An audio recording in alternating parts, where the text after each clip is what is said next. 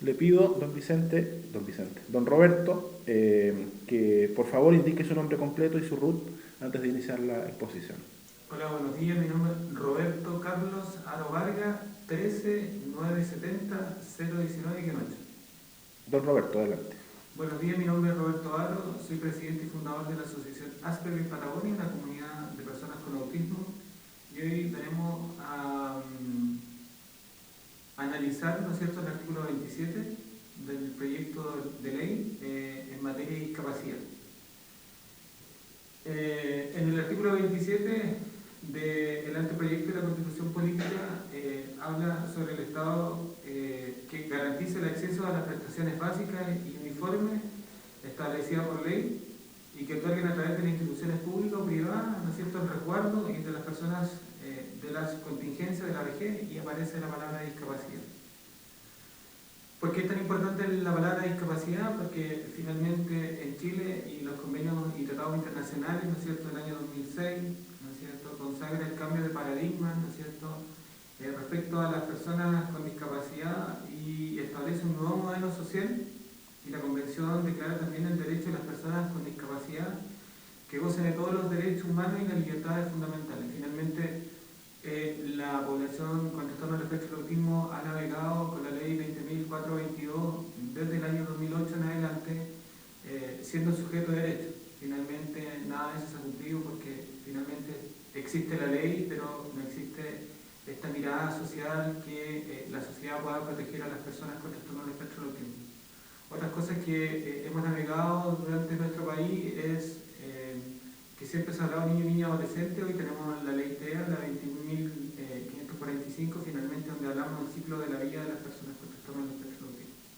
¿Por qué es tan importante hablar de discapacidad? Porque finalmente, cuando existe el tratado del año 2008 que se firmó en Nueva York, ¿no es cierto?, por 186 países miembros, ¿no?, en materia de derechos humanos, más allá de lo que se pueda llegar dentro de los convenios internacionales, cómo hacemos política pública en nuestro país para que podamos proteger a las personas con trastorno del espectro del autismo. Hay leyes complementarias que van de la mano cuando se promulga la ley TEA, más conocida como ley TEA. La ley 20.422 lleva con nosotros en nuestro país 13 años cumplió, donde protege de alguna forma el artículo 5 a las personas neurodivergentes. Pero también hay otra ley, que es la ley Zamudio, la ley 20.609, donde también protege de toda serie de discriminación a las personas, ¿no es cierto? Y también pasa otra ley que cuando hablamos de trastorno del espectro autismo también hablamos en salud, ¿no es cierto? Hay leyes también que son llevan 11 años, que es la ley 20.584, y la más nueva, la ley 21.331.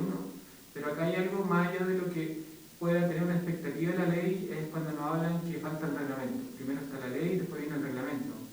Pero finalmente nosotros, como la sociedad civil, no logramos entender por qué es un tema jurídico y no un tema de entendimiento social. Finalmente existe la ley, pero finalmente tenemos que seguir esperando a que salga el reglamento. Y saliendo el reglamento es como que se puede bajar esa información y poder de alguna forma ordenar cada artículo de la ley para que se pueda cumplir en nuestro país. Cuando hablamos de discapacidad hablamos de una credencial también que se obtiene por un medio COMPIN, donde hoy las personas con trastorno del espectro del autismo en la clasificación se habla de salud mental psíquica. Hoy, cuando se habla del ciclo de la vida, estamos hablando de familias completas, hablamos de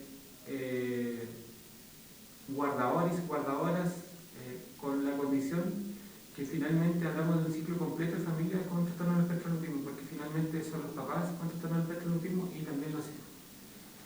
También hoy se habla de los profesionales. Estamos en la Universidad de ISEN y cuando hablamos de TEA también hablamos de profesiones, y cuando hablamos de profesiones hablamos de tan discriminadora es cuando uno reconoce en estos instrumentos que hay a nivel país de tener la credencial como un acto de protección, ¿no es cierto?, conforme a la ley, pero finalmente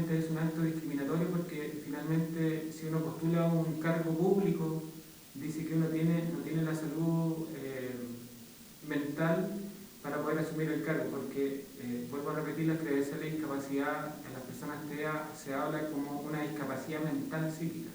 Y finalmente, solamente por tener eso, que hayan fuera de estos procesos administrativos de algún cargo público. Finalmente también discriminamos una cosa es que tengamos la credencial para podernos proteger, ¿no es cierto? Pero también quedamos afuera con la misma credencial que por ley, ¿no es cierto?, la otorga nuestro país y finalmente también vulnera todos los tratados internacionales de derechos humanos.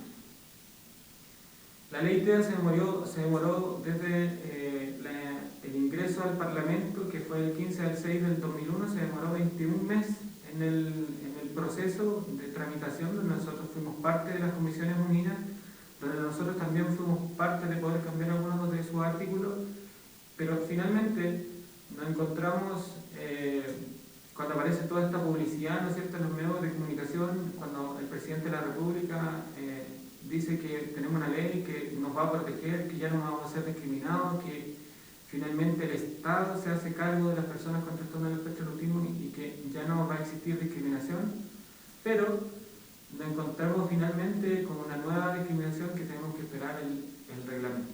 El reglamento, la ley dice que una vez promulgada la ley tenemos que esperar un año más para que salga el reglamento y seguimos esperando finalmente que, por ejemplo, instituciones del Estado como el Ministerio de Educación pueda hacer una política pública real en materia de protección de los niños y niñas adolescentes y también en la educación hoy adulta y también en las universidades, que por primera vez se habla de la educación superior con derecho de sujeto a las personas con trastorno del espectro autista.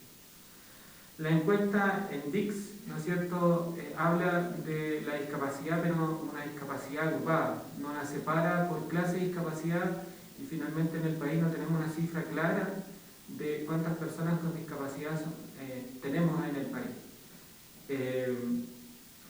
Dentro de la ley TEA también aparece que el primer año el servicio de salud debe tener una encuesta, ¿no es cierto?, un levantamiento de datos que también tenemos que seguir esperando que de alguna forma lleguemos a saber cuánto es la población de personas con trastorno del espectro autista.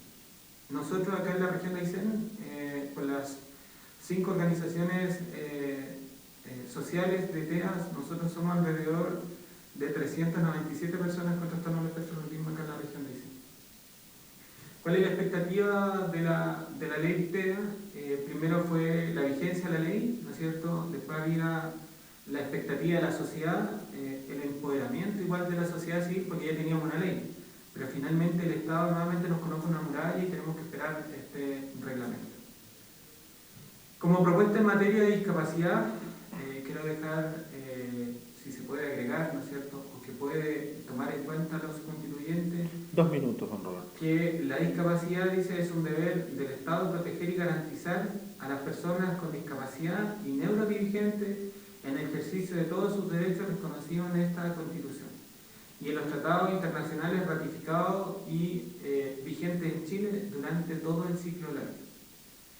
Quiero saludarle, quiero dar las gracias por darnos esta instancia a las comunidades con trastorno del espectro del autismo y hoy represento a la Asociación Asperger Patagonia de la región de Aysén. Muchas gracias.